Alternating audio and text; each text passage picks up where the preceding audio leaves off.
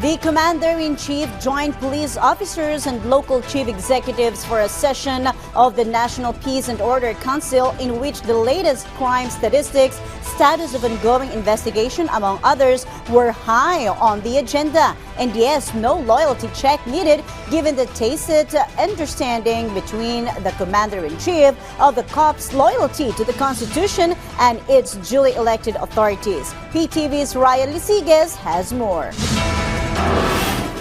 There's no need for loyalty check. We keep on telling that dahil alam niyo po, on the part of the PNP as well as the AFP, we remain loyal to the Constitution and we know our mandate, we know our limitation at hindi tayo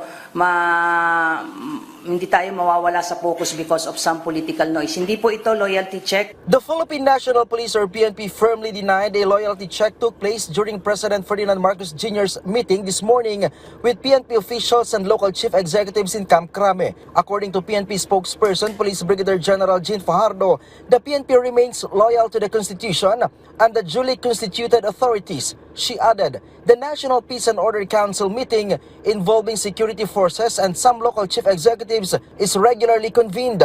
During the meeting, the PNP presented crime statistics and the status of investigations, including high-profile cases.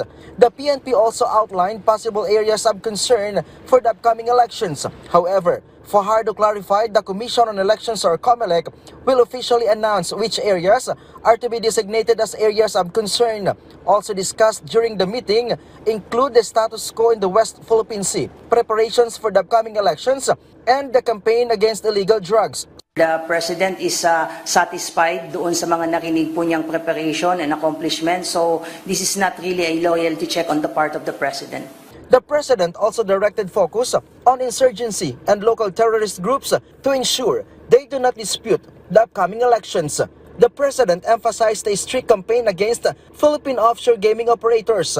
Pinagdiinan ng ating Presidente is really no more POGO and IGL. Wala na talagang papayagan dyan at bantayan yung mga BPOs na posibleng magamit na cover. The PNP assured it is prepared to provide and ensure security throughout the holiday season and the upcoming midterm elections. Strict orders have been issued to monitor areas with intense political rivalries to prevent violence.